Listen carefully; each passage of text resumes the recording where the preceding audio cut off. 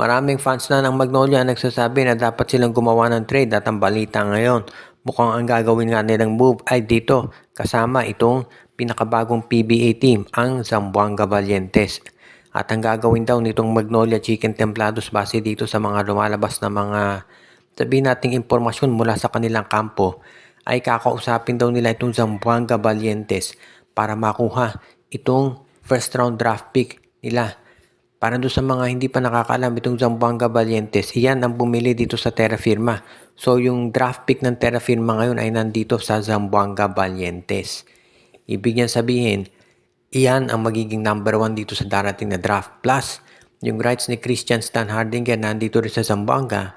Pati na of course yung mga players nito katulad ni Louis Sanggalang, si K. Marcarino at itong si Mark Nonoy.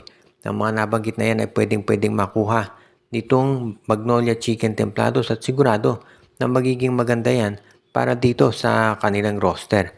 Ang tanong na lamang ay kung papayag ba talaga itong Magnolia, itong Zamboanga Valientes dito. Mukhang ang ino-offer daw ng Magnolia na kapalit itong first round draft pick ng Zamboanga ay si Rom De La Rosa o baka naman isama rin nila si Jerica Hanmisi. So ibig nito sabihin, marami talaga na masasabi natin tinatawag na madadagdag dito sa lineup ng Magnolia kung sakasakali. Kaya kinakailangan lamang talaga na maging sabihin na nating focus talaga itong Magnolia Chicken Templados pagdating dito sa ganitong klaseng trade. Siyempre mag-iingat ang Zamboanga sa pakikipag-negotiate at hindi ang papayag ang matatalo. Dahil balita natin mukhang determinado to na maging champion team. Pero kung maganda naman ang i-offer ng Magnolia, makukuha din nila yung first round draft pick nito at malay natin baka maisama pa yung rights ni Christian Stan Hardinger sa makuha nitong Magnolia. At ang susunod naman nating balita ay mukhang itong Meralco Bots ay isa pa dito sa mga teams na magkakaroon daw ng balasahan. At mukhang ang kausap naman daw ay Blackwater Bossing. Mukhang determinado raw ang Meralco na magkaroon ng malaking offer dito kay Christian David at Cedric Bearfield para makumbinsi naman sila na maglaro na rin para dito sa kanila ngayon. Mukhang ang gusto raw gawin nitong Blackwater, sabihin na natin, itong Meralco Bolts ay kunin yung players ng Blackwater para magamit nila para sa pagbi-build up.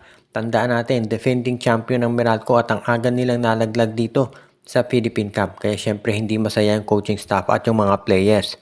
Ang isa pa, ang concern kasi ng Meralco Bolts ngayon ay baka naman sabihin na natin na ang mangyari dito ay mawala na ng gana ito si Chris Newsome dito sa kanilang lineup dahil nga palaging na-eliminate ng maaga.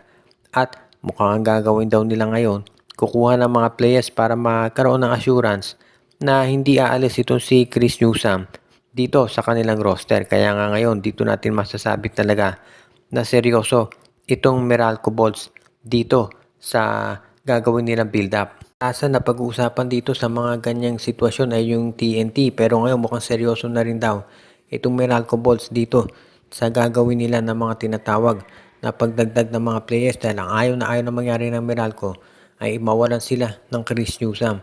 Kaya nga kung kinakailangan daw nilang kumuha dito sa Blackwater Bossing ng Christian David at ng Cedric Bearfield, ito ay gagawin na talaga nila. Mukhang seryoso na talaga itong sabihin nating pagbibuild up na gagawin nitong Meralco Bolts para hindi na sila mapag-iwanan nitong TNT Tropang Giga at maski na ng ibang mga teams dito sa PBA dahil mukhang ngayon itong Meralco gusto na rin na maging isang consistent na champion dito sa ating liga.